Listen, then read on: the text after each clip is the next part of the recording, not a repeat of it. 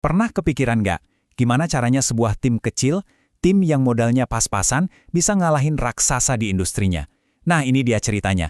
Ini bukan cuma soal olahraga, ini soal sebuah ide radikal yang lahir dari keterbatasan, yang berhasil meruntuhkan tradisi puluhan tahun.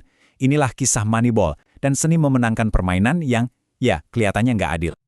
Oke, kita mulai dari sini. Lihat angka ini. 126 juta dolar. Wow. Nah, di awal tahun 2000-an, inilah kekuatan uang di dunia bisbol. Ini total gaji para pemain New York Yankees. Bisa dibilang, di dunia mereka ini, uang itu segalanya. Kemenangan? Ya, tinggal dibeli aja. Terus di sisi lain ada ini, 40 juta dolar. Cuma segitu, ini total gaji tim Oakland Athletics. Jomplang banget kan? Kesenjangannya itu, wah gila sih. Rasanya kayak mereka ini main di liga yang beda dengan aturan yang beda juga. Jadi, ini dia pertanyaan besarnya. Kalau permainannya udah diatur sama siapa yang bisa bayar paling mahal, gimana caranya tim kayak Oakland A's ini bisa bersaing? Mustahil kan? Nah, ternyata jawabannya itu bakal mengubah segalanya. Oke, untuk nemuin jawabannya, kita harus mundur sedikit, lihat ke dunia lamanya bisbol. Dunia yang, jujur aja, penuh sama prasangka. Dan di tengah-tengahnya, ada satu orang yang jadi simbol kegagalan dari sistem itu sendiri. Jadi, selama puluhan tahun, para pencari bakat itu punya kitab sucinya sendiri. Namanya 5 alat. Isinya, lari, lempar, tangkap, pukul, sama pukul dengan kuat. Semuanya soal fisik. Kelihatan keren, badannya atletis, ya udah pasti bagus. Ini tuh kayak daftar periksa yang lebih mentingin penampilan, bukan hasil nyatanya di lapangan. Dan kalau kita cari contoh sempurna dari cara pikir lama ini, ya ini dia orangnya, Billy Beane. Waktu masih muda, dia itu kayak poster anak emas, punya 5 alat itu semua. Para pencari bakat ngelihat dia dan mikir, wah ini dia, paket lengkap, bintang masa depan yang pasti jadi. Tapi, ada yang aneh.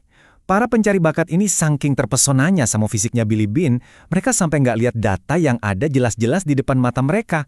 Statistiknya itu anjlok loh. Mereka kayak dibutakan. Mereka nggak ngelihat pemain yang sebenarnya, tapi cuma ngelihat bayangan pemain hebat di kepala mereka sendiri. Dan akhirnya, apa yang terjadi? Ya, bisa ditebak. Karir Billy Beane sebagai pemain hancur berantakan.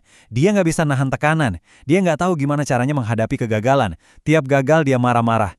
Kegagalannya ini jadi bukti paling jelas bahwa sistem yang cuma ngelihat dari penampilan doang itu, ya pada dasarnya udah rusak parah. Nah, bertahun-tahun kemudian, dengan semua pengalaman pahit itu, Billy Beane akhirnya dapat kesempatan buat balas dendam. Sekarang dia jadi manajer umum Oakland A's. Dan dia punya rencana, bukan cuma buat ngubah sistem, tapi buat ngebakar sistem lama itu sampai ke akar-akarnya.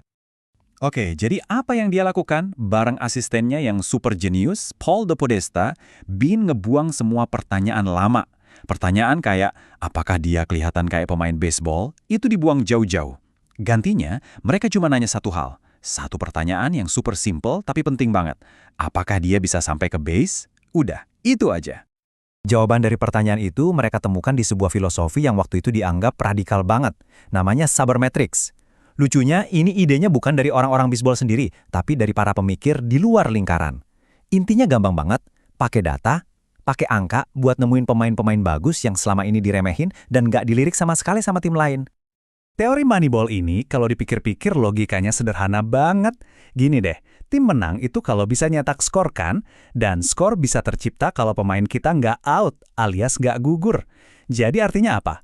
Artinya kemampuan paling berharga dari seorang pemain itu bukan pukulan keras atau lari secepat kilat. Bukan.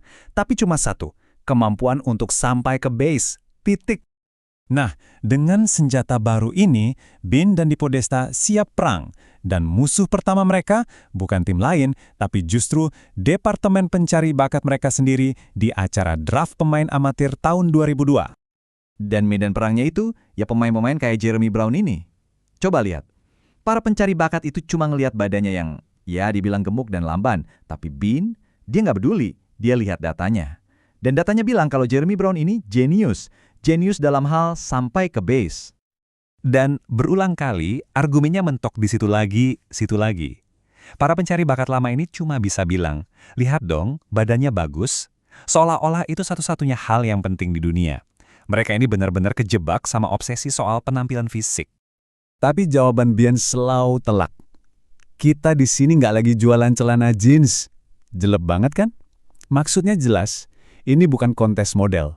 Ini soal nyari pemain yang bisa bikin tim menang. Titik. Nggak peduli badannya kayak gimana. Dan hasilnya, Oakland A's ini jadi kayak pulau orang-orang buangan. Timnya diisi sama pemain-pemain yang dianggap punya cacat, yang udah dibuang sama tim lain. Tapi sebenarnya, mereka ini harta karun terpendam. Harta karun yang nilainya cuma bisa kelihatan kalau kita pakai kacamata data. Oke, pertanyaannya sekarang, apakah eksperimen gila ini berhasil? Atau ini semua cuma teori indah di atas kertas, di atas spreadsheet doang? Jawabannya ada di angka ini, 20. Di tahun 2002, tim buangan ini, tim mainan tak diinginkan ini, berhasil menang 20 kali berturut-turut. Ini rekor di American League. Dan ini jadi bukti mutlak kalau sistem mereka itu berhasil luar biasa. Tapi anehnya, kaum tradisionalis, mereka nggak mau ngakuin. Mereka terus-terusan mengkritik tim AS, bilang kalau cara main mereka itu nggak benar. Padahal, kalau kita lihat lebih dalam, mereka itu sebenarnya cuma takut sama ide baru yang bisa ngerusak zona nyaman mereka. Karena pada akhirnya, Moneyball ini bukan cuma soal bisbol. Sama sekali bukan. Ini adalah cetak biru, sebuah panduan buat siapa aja yang mau menantang kebijaksanaan konvensional. Warisan terbesarnya adalah nunjukin kalau tim kecil, dengan dana pas-pasan, bisa banget bersaing sama raksasa, selama mereka pakai data dan akal sehat. Dan pelajaran ini ya relevan banget buat kita semua, jauh di luar lapangan baseball.